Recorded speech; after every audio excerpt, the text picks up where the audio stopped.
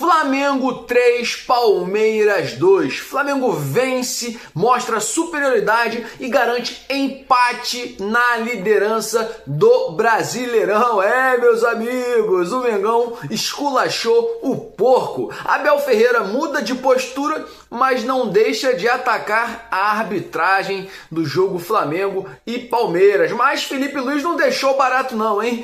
Ele isentou a arbitragem e atacou o Palmeiras. Vocês vão ver comigo a frase dele linda na coletiva. Arrascaeta e Pedro, quase todos os gols do Flamengo no Brasileirão tiveram participação dessa dupla maravilhosa. E falando de Pedro, Pedro se aproxima de marca expressiva de Gabigol pelo Flamengo no Brasileirão. Faltam apenas, vou falar a quantidade de gols, vou falar tudo pra você. Os Kifures, né, estão ensandecidos, estão loucos. Pai e filho dão um tom da imprensa paulista em lágrimas após vitória do Flamengo. Essa mídia paulista, meu irmão, e o Kifuri é um cara bem ridículo, Rizek diz que cinismo venceu em Flamengo e atacou Felipe Luiz. Meu amigo, aqui só quem pode criticar Felipe Luiz é a sua torcida. Eu, por exemplo, sou um crítico do Felipe Luiz. Construtivamente, você não, você fica quietinho, calado, não fala nada. Flamengo sofreu gol com um contato idêntico ao reclamado por Gomes. A gente vai falar sobre isso, tá? O Wesley foi empurrado dentro da área. Arrascaeta sofre tentativa de assalto após vitória do Flamengo. Meus amigos, que coisa triste, né, cara? Danilo citou a preocupação com a lesão do Léo Pereira e o Flamengo projetou a data em que o jogador provavelmente vai estar voltando aos gramados. Vamos ver também, para finalizar, chances de título do Brasileirão. Houve uma linda mudança, o Flamengo subiu, o Palmeiras diminuiu e a última parte do vídeo vão ser os próximos jogos do Flamengo. Mas antes de seguir com tantas informações, eu gostaria de te pedir, irmão, já vai deixando aquele like maroto nesse vídeo. Se não é inscrito no canal DNR Rubro Negro, se inscreva no canal e ativa o sininho para não perder nenhuma novidade do malvadão, do mais querido, do nosso Mengão. Lembrando que você nos ajuda demais quando completa essas missões de curtir, compartilhar. Meu amigo, isso é lindo demais. Comentar e ajuda a nação a crescer cada vez mais. Eu e você possuímos o DNA rubro-negro e amamos o Flamengo. Sem mais delongas, vamos para o início do nosso vídeo. Que domingo espetacular, né, meus amigos? Você vê o Flamengo ganhar em casa, Maracanã lotado, do Palmeiras, até então líder do campeonato. Mas o Palmeiras continua sendo líder, meus amigos. Estamos empatados em pontos, ok? Por uma vitória, o Palmeiras é líder. Mas o Flamengo agora se colocou no mesmo patamar, na mesma posição. E eu sou Cruzeiro desde pequenininho, meu irmão. O Palmeiras vai encarar o Cruzeiro entre o intervalo dos jogos da LDU, né? Entre o jogo de ida e o jogo de volta. E eu sou cruzeirense desde pequenininho, meu irmão. Caio Jorge, Gabigol, não importa. Tem que ser feito gol. Fabrício Bruno, não fale, porque o Flamengo precisa do Cruzeiro. Mas vamos falar rapidamente aqui sobre o jogo. O jogo Palmeiras e Flamengo foi lindo demais. Flamengo e Palmeiras. A partida começou muito tensa, com faltas fortes e discussões entre os jogadores em campo. Algo que era esperado, é claro, diante do caráter decisivo desse confronto. O Palmeiras controlou a bola e teve mais presença no ataque nos primeiros 10 minutos, mas o enorme talento do time do Mengão que fez a diferença para o primeiro gol. Sem conseguir espaço pelo chão, Rossi optou por um passe longo nos pés do Pedro, já no campo do ataque. O camisa 9 dominou e deu passe perfeito para o Arrascaeta nas costas do zagueiro. O camisa 10 dominou e finalizou firme de perna direita para abrir o placar. 1 a 0 Mengão. Pouco depois, no entanto, o Flamengo pagou, né, por um lance de extrema desatenção. Léo Ortiz saiu para atendimento sem condições de continuar. Felipe Luiz chamou o Danilo, que não entrou por falta de autorização da arbitragem. Com um a menos, por 1 minuto o time sofreu um empate com Vitor Roque de cabeça. Foi falha também do Flamengo. Um jogo de pouquíssima tática, muita atenção e briga por cada posse de bola. Ambos os times não criaram grandes chances e passaram a maior parte do tempo alternando posse no meio campo. Contudo, o Fla mais uma vez tomou a dianteira quando teve ao menos um pouco de espaço para jogar. Emerson Royal carregou da lateral para dentro e tocou para Pedro na grande área. O camisa 9 foi tocado por Bruno Fux e o Wilton Pereira Sampaio assinalou a penalidade. Depois de muito tempo de reclamação dos palmeirenses, Jorginho assumiu a cobrança e fez 2-1 com a sua batida característica. E nessa loucura, irmão, na primeira etapa ainda deu tempo de Pedro ser decisivo mais uma vez. Roubou a bola no campo de ataque, Arrascaeta colocou ele para correr de primeira e o camisa 9 finalizou no canto direito para fazer 3-1 antes do intervalo. Na volta do intervalo, Gomes fez 3-2 já no finalzinho e o Flamengo venceu o jogo. Seguindo então agora para os comentários, meus amigos. Esse é o ataque do Flamengo. Pedro como centroavante. Direita ali, ponta direita. Luiz Araújo ou o Plata jogando pela ponta direita. Felipe Luiz não pode tentar inventar de colocar o Plata para jogar no lugar do Arrascaeta, como fez ontem. Após a troca, a gente percebeu que o Flamengo perdeu o meio de campo. Ele botou Samuel Lino para fora, no lugar dele quem? Carrascal. Entrou Plata no lugar do Arrascaeta. E aí a gente ficou numa situação demasiadamente ruim, né? Lembrando que Saul também entra no lugar do Pulgar. Tudo bem, mas a posição que ele coloca essas peças foi errada. No lugar do Arrascaeta deveria ter ficado quem? Carrascal. Pela ponta esquerda, ou Bruno Henrique ou o Plata. Como já que o Plata estava entrando, tinha que deixar o Plata lá pela ponta esquerda. Mas, tirando esse erro aí, eu acredito que o Felipe Luiz foi muito bem na escalação, né? Eu acho que tenho certeza, o Emerson Royal não pode ser titular da lateral direita. É o Varela, eu não sei o que está acontecendo, né? O Varela não está machucado, então ele deveria ser o titular da posição, porque ele joga muito mais bola, ele é muito melhor ofensivamente do que o Royal e é muito melhor defensivamente que o mesmo. Então como é que pode o Emerson Royal estar barrando o Varela? Se não há lesão no atleta, é como Ayrton Lucas barrar Vinha quando o Alexandre está machucado. Também não tem lógica alguma, mas são aquelas situações onde o Felipe Luiz peca, né, em fazer substituições ou ainda em entrar com o time titular não adequado para o mais querido, né? Mas assim, tá todo mundo de parabéns, Felipe Luiz, os jogadores, e é claro, a gente tem que bater muita palma, irmão, para o Pedro. Passou por situações chatas e complicadas recentemente com o próprio técnico, mas com o diretor técnico também de futebol, o José Boto, né? Mas ele mostra com os pés, irmão, que é o melhor centroavante do Brasil. Não tem ninguém na posição de centroavante igual ao Pedro. Ah, mas esses caras, Vitor Roque, cara, não existe. Flaco Lopes, Caio Jorge, nenhum desses caras joga como o Pedro. Deixe sua opinião nos comentários sobre o jogo do Mengão. Abel Ferreira muda de postura, mas não deixou de atacar a arbitragem. Esse cara aqui, irmão, é um cara de pau. Não dá pra, é muito óleo de peroba pro camarada ir pra coletiva e querer falar de arbitragem. Depois de tantos e tantos jogos onde o Palmeiras vem sendo extremamente beneficiado, o mais vergonhoso de todos.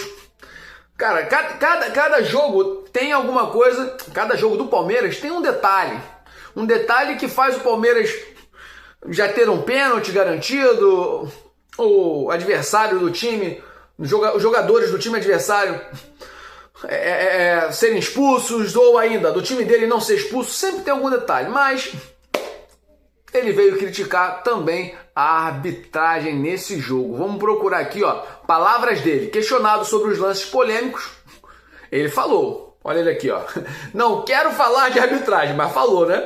Os lances estão aí. Tivemos mais um pênalti não marcado, né? Disse, ó, tenho sido expulso. Falei sobre os árbitros nos últimos 5 anos. Tá dizendo que ele sempre é expulso por falar dos árbitros, né? Dizem que eu sou chato, que fui contra a profissionalização. As imagens estão aí. Não é minha função falar sobre isso. É muito bobão, né? E ainda falou mais, ó. Pedro também tira vantagem da queda do Fux, afirmou o Abel, que fez questão de ressaltar a força do mais querido. No final ele elogiou. O Flamengo não precisa de fator externo para vencer. Com este árbitro as coisas não funcionam bem para a gente. Rapaz, é muito louco, né? É muito louco. Chega a ser engraçado. Aí, depois de criticar a arbitragem, Felipe Luiz, na coletiva de imprensa, também falou. E aí eu achei muito interessante. Vamos ver aqui, ó. Também na coletiva, o técnico do Flamengo, Felipe Luiz, foi questionado sobre a arbitragem do jogo. Com sábias palavras, o comandante foi direto e reto. Se tem alguém que não pode reclamar da arbitragem, é o Varmeiras. O Palmeiras disparou aí. Meus amigos, o Abel Ferreira, o time dele vem sendo beneficiado todo jogo. E como falei, contra o São Paulo foi ridículo. São Paulo ganhou 2-0, tomou uma virada de 3-2. Ah, porque eles jogam mais? Não. Pelo menos 2 jogadores deveriam ter sido expulsos no time do Palmeiras. Pênalti não marcado, porque o cara deu um carrinho sem querer. Pô, isso não existe, mano. É isso. Hoje, se você está se sentindo prejudicado, imagine os times que já sentiram. Então sinta na pele aí, irmão, o que o Flamengo e os outros sentem sempre nesse campeonato. Deixe sua opinião nos comentários. Quase todos os gols do Flamengo no Brasileirão tiveram participação da dupla do mais querido, da dupla terrível. De Arrascaeta e nosso Pedro Reverência. É isso mesmo, meus amigos. Vamos lá.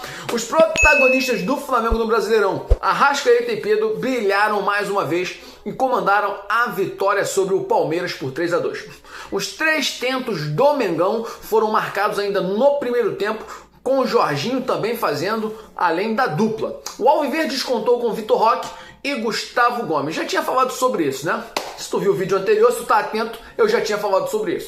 Só para recapitular. A vitória neste domingo foi mais uma prova da importância da dupla do Flamengo, né? Os números dos dois no Brasileirão são impressionantes. Vamos ver? Juntos eles têm participação direta em 45 dos 56 gols do time na competição, o que representa um envolvimento assombroso de 80,36% nos tentos da equipe. Gente, vamos lá.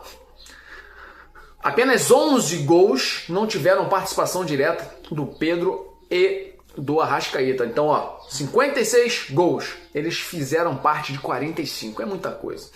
Individualmente, Arrascaeta soma 15 gols e 12 assistências no campeonato.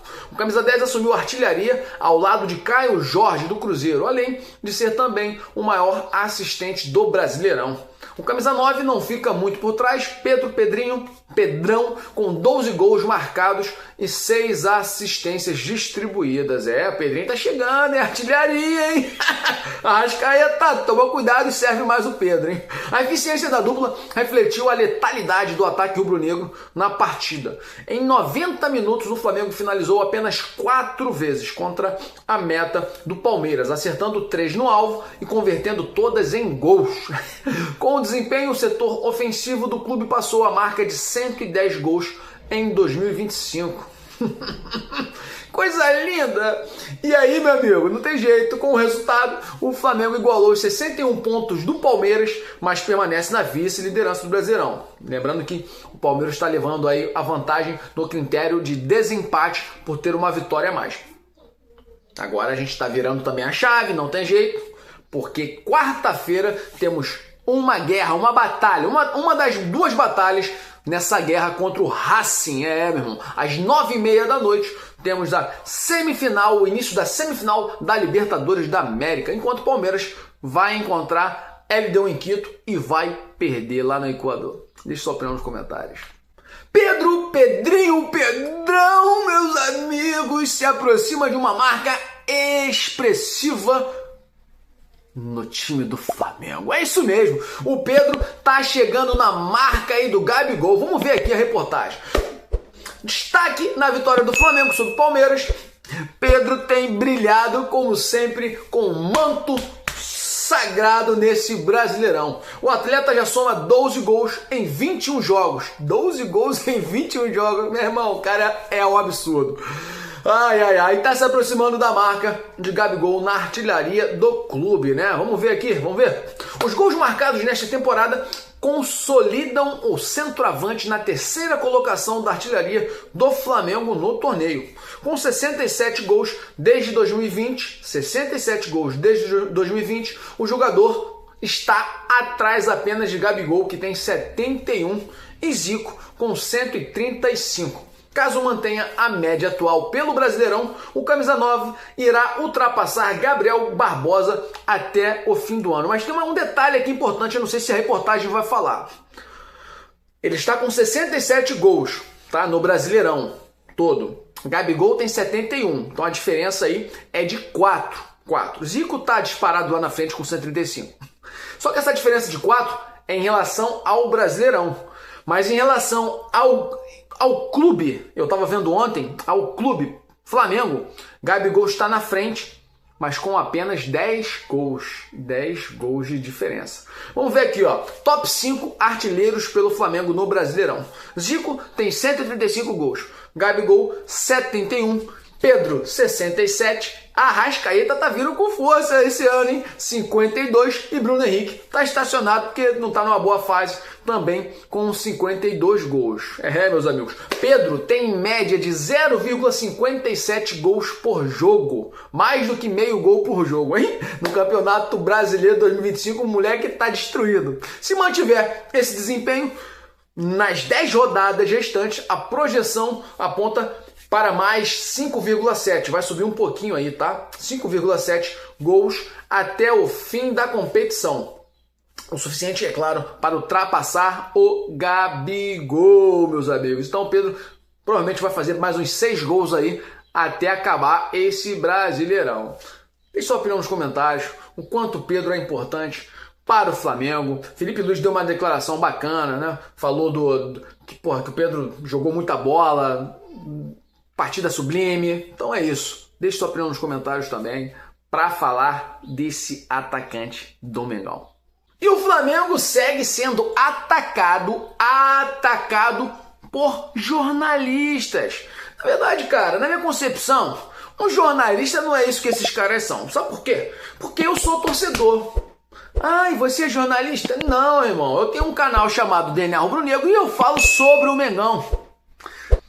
Mesmo assim, não dou mole para jogador que não joga bola, não dou mole para técnico que escala mal, que substitui mal. Não. Eu sou flamenguista e torço para o Flamengo. Ah, você torce para jogador? Meus amigos, eu quero que os jogadores joguem bem. Eu quero que o Felipe Luiz seja um bom técnico, mas eu não fico assim, ó, babando o ovo de técnico ou de jogador, ou ainda, só falando bem, né? Ah, não, Felipe Luiz, ele é o técnico. Tem um monte de torcedor bobinho que fica assim, ele é o técnico. Não. Mas eu sou torcedor. Eu posso falar mal do Palmeiras. Agora, esses jornalistas, eles pegam um time para atacar. No caso dos Kifures, eles estão loucos. Pai e filho. Passando vergonha. Se você vê o programa desses caras, deixa de ver, irmão. Não dá audiência, não. Vamos ver aqui, ó. A vitória do Flamengo sobre o Palmeiras já está causando efeitos na mídia paulista. Após o apito final do Maracanã, Juca Kifuri e André Kifuri atacaram a arbitragem do confronto e chegaram até a afirmar que existiram erros piores do que no jogo, que o São Paulo foi muito prejudicado. Cara, tá maluco? Aquele jogo é uma vergonha de todas. Vamos lá. Começar com o Juca Kifuri. Palavras dele: Fux pisou em Pedro na entrada da área e o pênalti foi marcado. Mas isso não aconteceu antes de ter muita reclamação de possível falta do atacante no zagueiro, além de outra parecida no meio de campo, de Danilo empurrando Vitor Roque. Havia um critério na arbitragem, não marcar empurrões, só que há os faltosos e os não. Meu irmão, se há empurrão, é empurrão. E aí tu veio falar isso? Aí ele segue dizendo aqui, ó, André Kfouri também, o jogo de hoje teve um dano ao resultado maior do que o clássico São Paulo e Palmeiras. Mano, vai babar o ovo de outro, rapaz. Palhaço, quer ficar de graça fazendo gracinha. Eu já me estressei com esses caras, não vou dar mais audiência não, mas olha a cara deles aqui, ó. Dois caras bobos que querem ficar na televisão falando mal de Flamengo. E aí tem um terceiro, que você tá vendo aqui, deve estar em algum lugar que eu coloquei a cara dele, chamado Rizek. Outro bobão que fica só falando besteira e atacou Felipe Luiz, irmão. Vamos ver aqui. Olha o que ele falou aqui, ó. Palavras dele. Além do Flamengo tem outro, claro, vendedor ali, é o cinismo. Hoje, segunda-feira, todos os influenciadores que estavam indignados com o suposto favorecimento ao Palmeiras estão dando risada com o pênalti não marcado a favor do time paulista, logo aos 2 minutos de jogo. E aí ele segue falando, cara, olha aqui, ó. E pra mim é óbvio que o que levou à não marcação de um lance tão claro para os padrões de futebol brasileiro, para os padrões intervencionistas do VAR, o que levou o VAR não ter sido chamado ao pênalti, não ser marcado, para mim tá óbvio, é o contexto. E a pressão que marcou a semana de Flamengo e Palmeiras. E aí, irmão, ele ainda ataca o Felipe Luiz. Vamos ver aqui, ó. E aí, me decepciona o comportamento do Felipe Luiz, técnico do Flamengo. Porque eu sempre gostei de ver o treinador do Flamengo como uma pessoa diferente aqui no meio.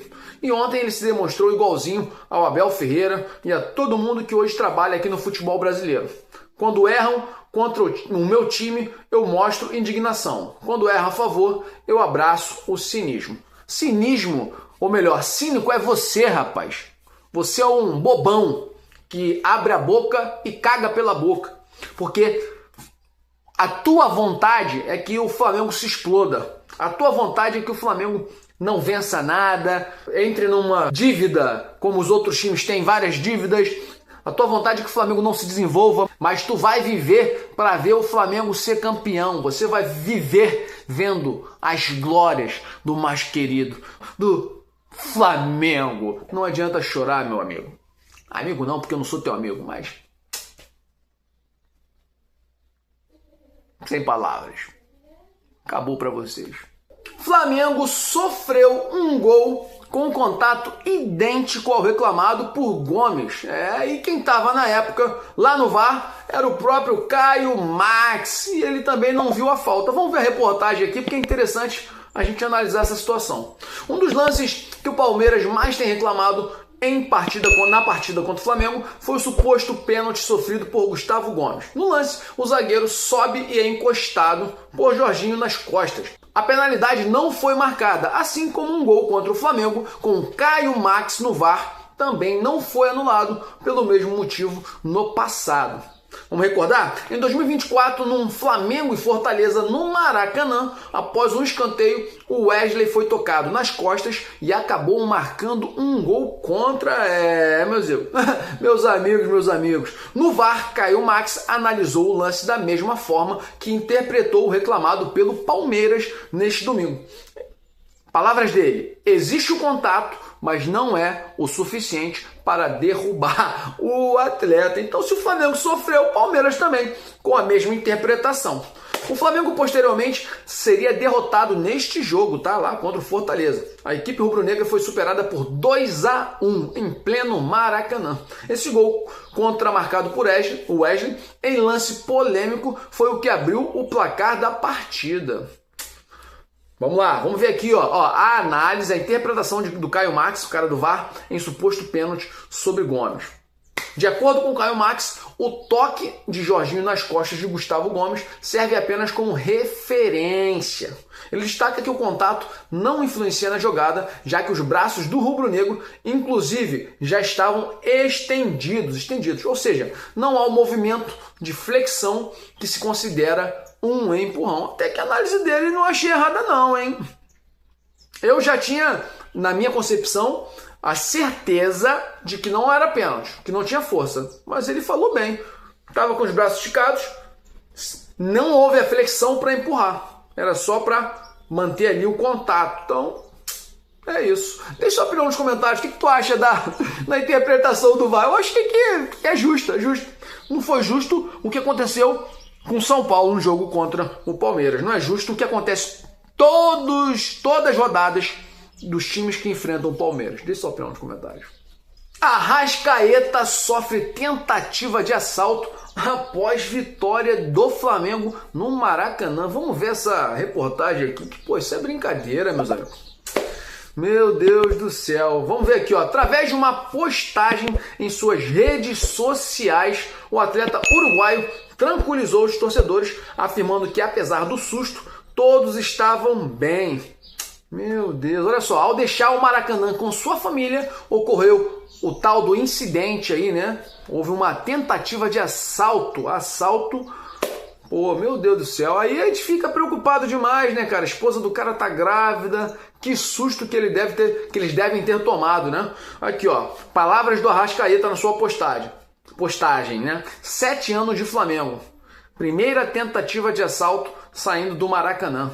Que momento desagradável passamos com a família. Graças a Deus, estamos todos bem, escreveu o Camisa 10. Cara, Rio de Janeiro tá muito perigoso. Eu sempre fui do Rio, nascido e criado no Rio, sempre trabalhei pra lá e pra cá. Eu sempre trabalhei no Recreio, na Barra, nessas regiões, Zona Sul. Também trabalhei por uma época na Baixada Fluminense, Caxias, Nova Iguaçu. Conheço tudo ali, irmão. Belfor Roxo, conheço Santa Cruz da Serra, Petrópolis.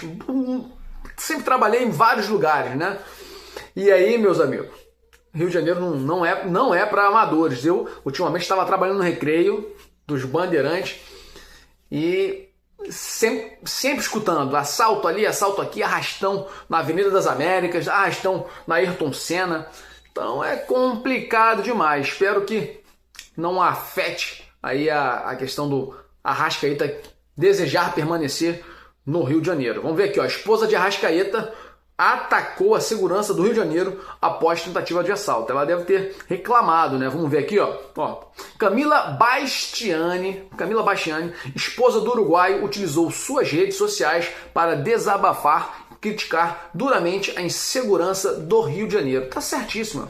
Vamos ver as palavras da Camila aqui, ó. Infelizmente, nós cidadãos do Rio de Janeiro, cidadãos é sacanagem, né? Nós cidadãos do Rio de Janeiro tentamos manter-nos vivos quando saímos de nossas casas. E digo isso porque todos os dias saímos para a rua, mas com medo. Isso é pura verdade. Porque a vida aqui não vale nada.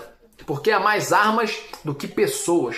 Porque você encontra uma espingarda em cada esquina. E porque se você for morto, você é mais um, disse Camila. Meus amigos. Ela segue dizendo, infelizmente hoje tentaram nos assaltar saindo do Maracanã. Sorte que nosso carro é blindado. Amigo, deixe sua opinião nos comentários, eu não vou falar mais nada sobre isso. Rio de Janeiro é uma vergonha. Danilo cita preocupação com lesão de Léo Ortiz. Vamos ver essa reportagem aqui e logo depois vou trazer também a informação sobre o clube, né? Qual é a previsão de volta do zagueiro? Vamos ver aqui, ó. A contusão do zagueiro Léo Ortiz na vitória do Flamengo sobre o Palmeiras foi tema da entrevista, né, de Danilo na zona mista. O atleta de 34 anos falou sobre o estiramento no ligamento do tornozelo direito de Ortiz, que deve tirar o zagueiro de combate pelos próximos 10 dias. Danilo garantiu estar pronto para ajudar Filipinho Luiz neste período decisivo para o Flamengo. Vamos ver as palavras dele aqui, ó. Não sei ainda sobre a condição real do Léo Ortiz. O doutor falou que ele ainda estava realizando os exames. A gente ainda não sabe. Sobre estar preparado, é necessário estar preparado para ontem. São muitos jogos decisivos. O Flamengo brigando em todas as frentes. É o que a gente vem tentando fazer. Estar preparado, ajudar a equipe. Disse aí o zagueirão Danilo, que inclusive entrou muito bem ontem, né? Jogou maneirinho. Vamos ver aqui as últimas palavras dele para finalizar. São vários jogos. muito difíceis, vários jogos disputados, mais um jogo super legal. Ele gostou do jogo do Palmeiras, hein? Tenho desfrutado muito essa experiência de estar de volta ao futebol brasileiro. Jogar contra grandes equipes, jogar no Maracanã, dessa maneira é realmente maravilhoso. Quando se vence, então, muito melhor. Finalizando aqui, ó, Flamengo projetou a data em que Léo Ortiz voltará aos gramados por lesão. Deixa eu dar uma olhadinha aqui para ver exatamente o que eles falam. Ó. A expectativa do Flamengo é contar com Léo Ortiz no jogo de volta da semifinal da Libertadores contra o Racing, marcado para o dia 29 de setembro. Então, é isso, né? 29 de setembro, a gente está no dia 20, uma média aí de 9, 10 dias. 10 dias contado a partir de ontem, né? Do dia da lesão. É legal, né, cara? Saber que o Léo Ortiz já vai voltar, né? E a gente tem um zagueirão, o Danilo. O Danilo, ele por ser um pouco mais velho, ele não vai ter a arrancada do Léo Ortiz, do próprio Léo Pereira, mas ele ajuda bastante o Flamengo quando ele está em campo, né?